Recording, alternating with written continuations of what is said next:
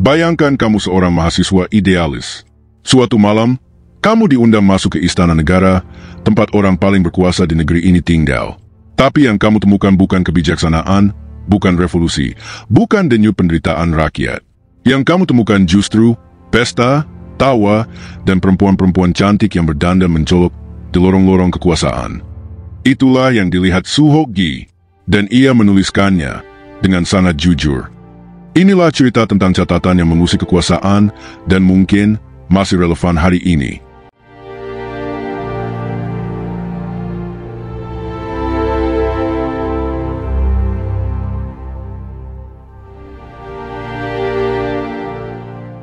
Suho Gi, seorang aktivis dan intelektual muda dari Universitas Indonesia, dikenal sebagai sosok yang vokal dalam mengkritik ketidakadilan dan penyimpangan kekuasaan.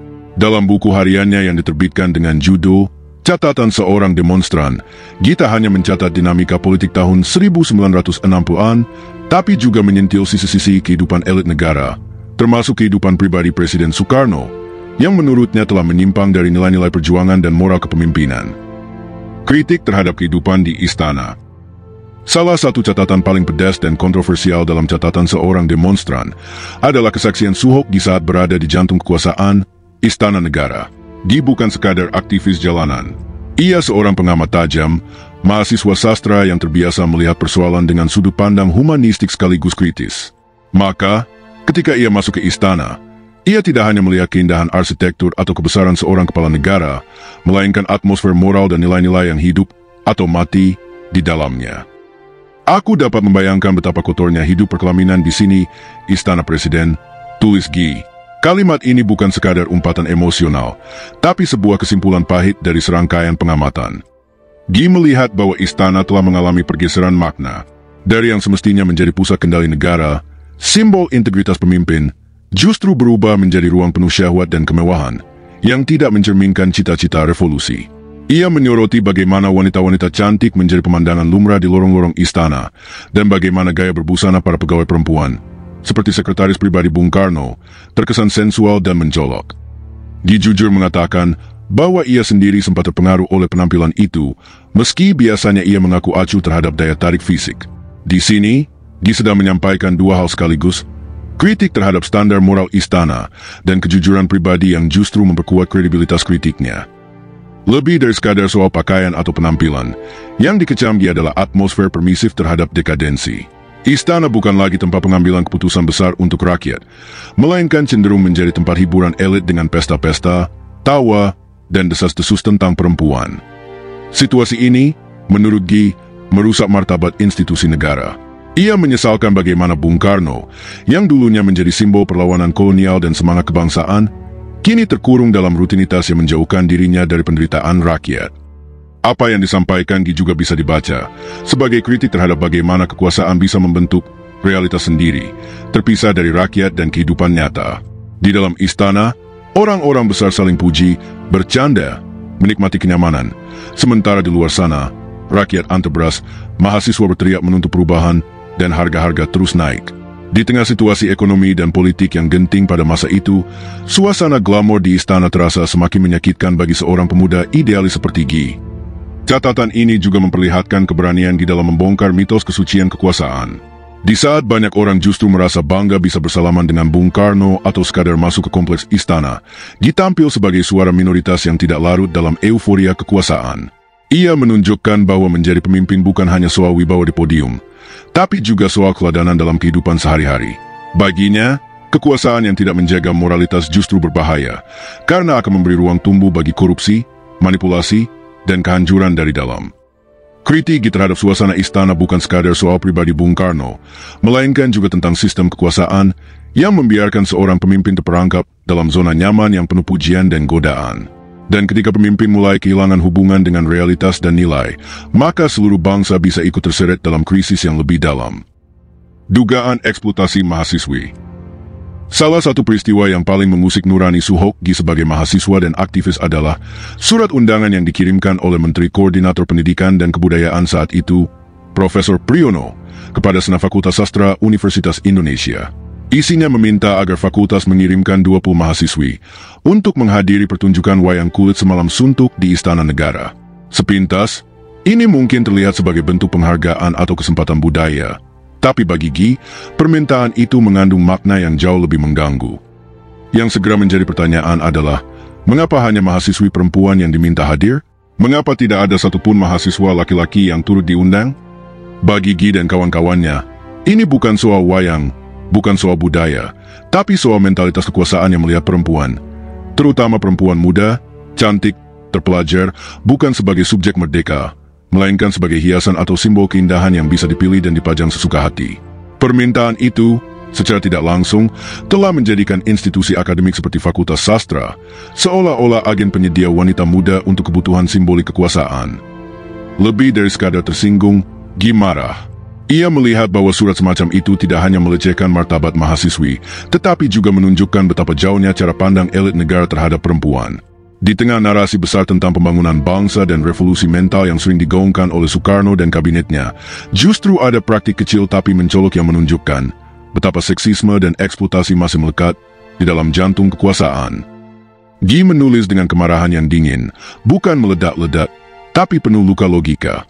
Ia memahami bahwa perempuan seringkali diposisikan sebagai ornamen sosial, bukan sebagai pelaku sejarah. Maka ketika undangan itu datang, ia tahu bahwa ini bukan sekadar acara formal, ini adalah cermin dari cara pikir yang menormalisasi objektifikasi tubuh perempuan di ruang negara.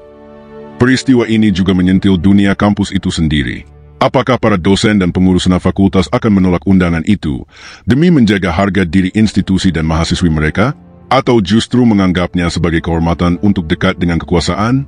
Disinilah Gi melihat konflik batin antara idealisme akademik dan realitas sosial yang dipenuhi kompromi. Lebih luas lagi, kejadian ini mencerminkan bagaimana kekuasaan bisa menyusuk ranah pendidikan dan budaya, dan menggunakannya untuk kepentingan simbolik yang sesungguhnya bermasalah. Dalam perspektif Gi, kekuasaan yang mulai menjadikan tubuh perempuan sebagai alat representasi keindahan, bukan sebagai manusia yang utuh, adalah pertanda bahaya. Bukan hanya bagi moral negara, tapi juga bagi masa depan bangsa yang katanya ingin merdeka sepenuhnya. Apa yang disoroti di dalam kasus undangan mahasiswi ini bisa dibaca sebagai bentuk awal dari kritik feminis yang belum populer pada zamannya. Ia membela mahasiswi bukan karena mereka lemah, tapi karena mereka berhak atas ruang akademik dan sosial yang tidak dipenuhi motif-motif terselubung kekuasaan. Ia tahu, ketika ruang belajar mulai dikendalikan oleh selera politik elit, maka kampus bukan lagi tempat pembebasan, melainkan bagian dari mekanisme kendali yang halus dan berbahaya. Kritik terhadap lingkaran kekuasaan. Suho Gi tak hanya mengkritik Bung Karno sebagai individu, tetapi juga menyorot sistem kekuasaan di sekitarnya, lingkaran dalam istana yang menurutnya telah menjauhkan sang proklamator dari realitas rakyat. Dalam catatannya yang tajam, Gi menyebut bahwa Soekarno telah berubah menjadi tawanan dalam sangkar emas. Sebuah metafora yang menunjukkan bahwa meskipun Bung Karno berada di puncak kekuasaan, ia sebenarnya kehilangan kebebasan sejatinya sebagai pemimpin rakyat. Menurut Gi, akses terhadap presiden sudah bukan lagi sesuatu yang dimungkinkan bagi rakyat biasa, bahkan untuk para aktivis atau akademisi sekalipun. Istana dipenuhi pengawal, ajudan, birokrat, dan tokoh-tokoh penjaga citra yang tidak hanya mengontrol siapa yang bisa bertemu presiden, tetapi juga, secara lebih halus, mengendalikan narasi dan suasana di sekelilingnya. Gi melihat proses ini sebagai semacam dekadensi yang terorganisir, sebuah kemerosotan yang tidak terjadi secara alami, tetapi dirancang dan dijaga oleh otak-otak di balik tirai kekuasaan. Ada suatu otak yang secara sistematis berupaya mendekadensikannya, tulis Gi. Pernyataan ini memberi kesan bahwa kemerosotan Bung Karno bukan hanya soal kelemahan pribadi, tapi bagian dari skenario kekuasaan yang lebih besar, kemungkinan bahkan disengaja agar sang pemimpin larut dalam godaan, kehilangan kendali, dan mudah dimanipulasi. Gi menyebut secara gamblang nama-nama wanita yang dikenal publik sebagai bagian dari lingkaran perempuan Bung Karno, Hartini, Baby Huae, Ariati, Dewi Soekarno, dan lainnya. Dalam penggambaran Gi, wanita-wanita ini bukan hanya individu yang memiliki hubungan pribadi dengan presiden, tapi bagian dari sebuah atmosfer istana yang menyerupai harem ala Kaisar Timur. Ia menyiratkan bahwa peran mereka tidak sepenuhnya netral. Keberadaan mereka di istana merupakan bagian dari strategi membentuk ruang kekuasaan yang tertutup, glamor, dan jauh dari denyut nadi rakyat. Lebih dari sekadar kritik moral terhadap kehidupan pribadi presiden, Gi sedang menyampaikan kecemasan tentang bahaya politik personalisme ketika seorang pemimpin mulai dikelilingi oleh orang-orang yang hanya menyenangkan hatinya, bukan menantangnya secara intelektual dan etis. Dalam sistem seperti itu, suara kritis disingkirkan, peringatan dianggap gangguan, dan kebenaran digantikan oleh kenyamanan. Guy melihat dengan gamblang bahwa Bung Karno, yang pernah menjadi simbol perlawanan terhadap kolonialisme dan inspirasi revolusi Asia Afrika, perlahan-lahan berubah menjadi figur istana yang dikendalikan oleh suasana, bukan oleh visi. Ketika kehidupan di istana lebih dipenuhi pesta, lelucon cabul, dan pujian tak henti, maka tak heran jika keputusan-keputusan besar negara pun menjadi terpengaruh oleh rasa nyaman yang meninabobokan. Fenomena ini bukan hanya terjadi di masa Soekarno. Kritik tetap relevan hingga kini, dimanapun kekuasaan cenderung membangun tembok dan ilusi. Ketika pemimpin mulai dikepung oleh orang dalam yang tidak pernah berani mengoreksi, ketika birokrasi sibuk melayani kehendak dan bukan menyuarakan realita, maka kita tahu, sang pemimpin bukan lagi berjalan bersama rakyat, tapi telah menjadi tawanan istananya sendiri. Melalui catatannya ini, Guy memberi kita pelajaran berharga tentang pentingnya lingkungan pemimpin. Karena seringkali bukan lawan politik yang menjatuhkan seorang pemimpin, tapi justru orang-orang terdekatnya yang membisiki hal-hal yang ingin didengar, bukan yang perlu didengar. Soekarno dan politik seksualitas. Soekarno, Presiden pertama Republik Indonesia, adalah tokoh yang kompleks, pemikir sekaligus orator, pejuang kemerdekaan sekaligus pencinta seni dan perempuan. Sejarah mencatat bahwa karisma Soekarno tidak hanya terletak pada ideologi politiknya, tetapi juga pada persona pribadinya yang flamboyan. Ia dikenal sebagai tokoh yang sangat mengapresiasi keindahan dalam berbagai bentuk, arsitektur, lukisan, sastra, dan juga perempuan. Soekarno pernah berkata, "Saya tidak bisa hidup tanpa wanita dan buku." Kalimat ini bukan sekadar lelucon, melainkan cerminan dari cara ia memandang relasi pribadi, sebagai bagian dari kehidupannya sebagai pemimpin. Ia menikah beberapa kali, baik secara resmi maupun tidak, dengan wanita dari berbagai latar belakang, Hartini, Ratna Sari Dewi, wanita Jepang yang dinikahinya di masa puncak kekuasaan, dan beberapa nama lain yang disebut dalam berbagai sumber. Hubungan-hubungan ini seringkali tidak hanya bersifat pribadi, tetapi juga berdampak politik. Di mata sebagian masyarakat, sikap Soekarno terhadap perempuan dipandang sebagai bagian dari sisi manusiawinya. Dalam konteks zamannya, ia dipahami sebagai sosok lelaki Jawa yang memadukan kekuasaan, harisma, dan pesona. Bahkan ada yang menganggap kehadiran wanita dalam hidupnya sebagai penyimbang atas tekanan politik yang berat. Namun, bagi Sohok Guy dan kalangan intelektual muda yang tumbuh dalam situasi sosial politik yang makin genting, apa yang tampak manusiawi itu justru menjadi gejala kemerosotan moral seorang pemimpin. Guy tidak sedang menyerang aspek pribadi Soekarno karena benci, tetapi karena ia menyaksikan langsung bagaimana ranah privat Bung Karno mulai meluber ke ranah publik, mengganggu citra kepemimpinan, menciptakan atmosfer istana yang sensual, dan melahirkan lingkaran kekuasaan yang tidak lagi sehat. Dalam pengamatan Guy, preferensi Bung Karno terhadap perempuan cantik bukan lagi sekadar pilihan hidup pribadi, tetapi telah menjadi bagian dari cara kekuasaan bekerja. Politik seksualitas dalam konteks ini mengacu pada bagaimana perempuan digunakan, secara sadar atau tidak, sebagai alat stabilisasi psikologis, simbol status, bahkan pengalih perhatian pemimpin dari urusan rakyat.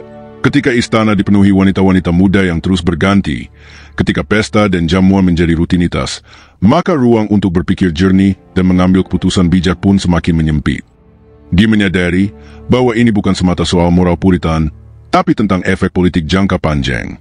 Seorang pemimpin yang dikepung oleh pujian, dimanjakan oleh kemewahan, dan disibukkan dengan kesenangan duniawi akan kehilangan sensitivitas terhadap penderitaan rakyat. Ketika rakyat antre minyak tanah dan beras, tapi istana tetap bersinar dengan pesta dan kehadiran wanita cantik, maka jurang antara pemimpin dan rakyat semakin melebar. Dan di jurang itulah idealisme revolusi bisa jatuh. Sejarawan juga mencatat bahwa citra Soekarno sebagai playboy revolusioner sempat menjadi alat propaganda asing, khususnya dari Amerika Serikat, yang ingin mendiskreditkan dirinya di mata dunia internasional. Bahkan ada upaya penyebaran rekaman video palsu yang menggambarkan Soekarno sedang berhubungan dengan wanita sebagai bagian dari perang psikologis Perang Dingin. Artinya, politik seksualitas tidak hanya merusak dari dalam, tetapi juga bisa digunakan sebagai senjata dari luar untuk melemahkan legitimasi seorang pemimpin. Di titik ini, kekuasaan tidak hanya diserang melalui ideologi, tetapi juga melalui celah-celah pribadi yang terbuka karena cara hidup yang terlalu ekspos dan tanpa kendali. Apa yang dicatat sebenarnya adalah peringatan dini bahwa pemimpin harus menjaga jarak yang sehat antara kehidupan pribadi dan amanah publik. Ketika batas itu kabur, maka bukan hanya moral pribadi yang runtuh, tapi juga kepercayaan publik terhadap negara. Mengapa catatan ini penting? Catatan Suhokdi bukanlah gosip, melainkan kritik sosial politik dari seorang anak muda yang peduli pada moralitas bangsa. Ia melihat secara langsung bagaimana kekuasaan bisa membuat seseorang kehilangan pijakan. Kritiknya terhadap Bung Karno harus dilihat sebagai bentuk cinta tanah air, sebuah panggilan untuk menjaga pemimpin agar tetap lurus, bukan sekadar menyanjung tanpa nalar. Dalam konteks hari ini, tulisan bisa menjadi pengingat bahwa di balik megahnya kekuasaan, selalu ada godaan yang bisa menyesatkan. Dan dibutuhkan suara-suara jujur, bahkan jika itu dari seorang mahasiswa, untuk menyelamatkan nurani bangsa. Like, subscribe, dan tulis pendapatmu di kolom komentar. Apakah terlalu keras? Atau justru terlalu jujur?